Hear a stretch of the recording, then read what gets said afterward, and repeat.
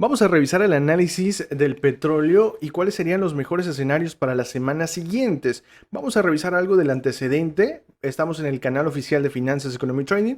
La última vez que les compartimos el seguimiento fue a principios de mayo y es donde proyectábamos el inicio de un impulso al alza. Incluso teníamos un video por ahí y vamos a revisarlo para que podamos entender un poquito mejor el análisis con ondas de Elliott y por qué nosotros recomendamos aprender y darle el seguimiento y la actualización a los análisis. Por supuesto, también estamos en Discord y vean, es que nos gusta un poquito por el orden que nos proporciona. Tenemos en el lateral izquierdo la lista de todos los pares que actualizamos, damos seguimiento. Y por supuesto estamos a finales de abril y principios de mayo para el petróleo, en el cual recuerdan que estamos proyectando el potencial cambio de tendencia para un impulso al alza. Bueno, para el día 4 de mayo, perdón, para el día 30, ahorita vamos para allá, proyectamos la estructura interna, es decir, los impulsos en 5 ondas. ¿Por qué un impulso en 5 ondas? Bueno, porque esto podría representar una onda A para una correctiva muy profunda o podría representar una onda 1, ¿sí? Para un posible cambio de tendencia. Entonces, esa era la razón por la cual nosotros proyectamos el impulso en 5 ondas.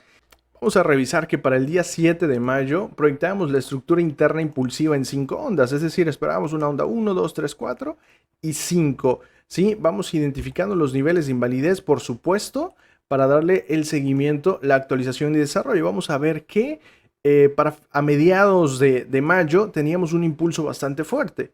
¿Sí? Teníamos un impulso bastante fuerte, es decir, para el impulso 3, que es característico, ¿sí?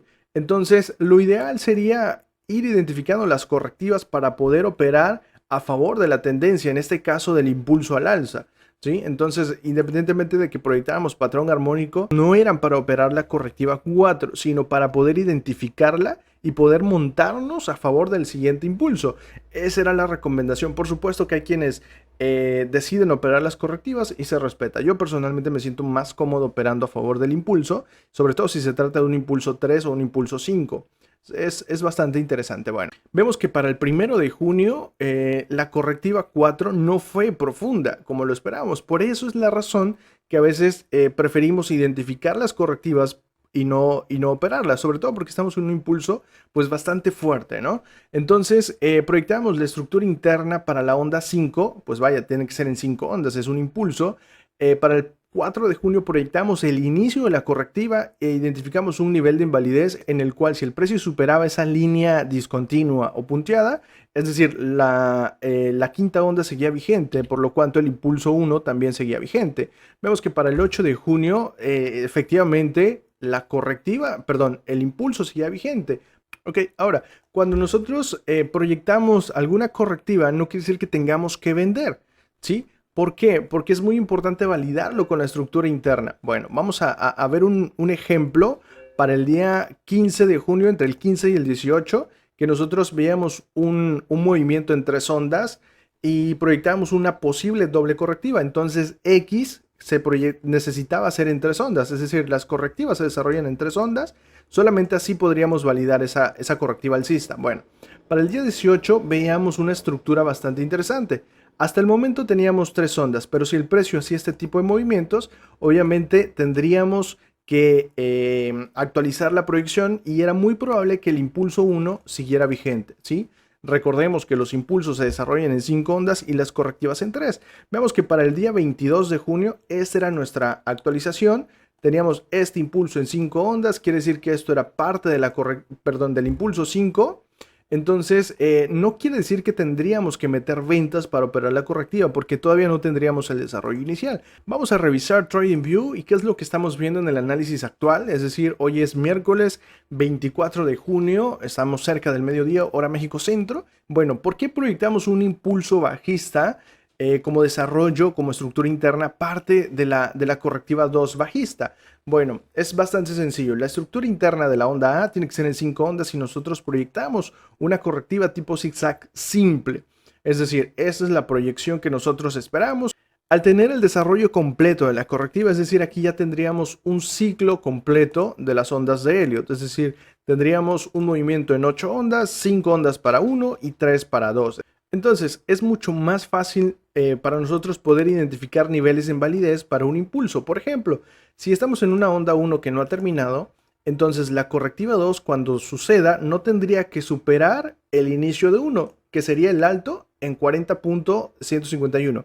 Si el precio supera, quiere decir que el impulso alcista no ha terminado, que esto solamente es parte de una correctiva de la estructura interna del impulso y podría extenderse todavía aún mayormente el impulso 1, parte de la estructura interna de 3 o de 5. Bueno, para eso es la actualización y el desarrollo. Por supuesto que se invalida, tendríamos que actualizar nuestro conteo. Por ejemplo, nosotros proyectamos una simple correctiva en 3 ondas. Sin embargo, pudiera no serlo así. Pudiera ser un poquito más compleja, lateral simple o lateral combinada, es decir, una WXY, es decir, tendríamos W, X e Y, o nuevamente algo pues mucho más complejo, ¿no? Como XZ. Bueno, para eso es la actualización y el desarrollo.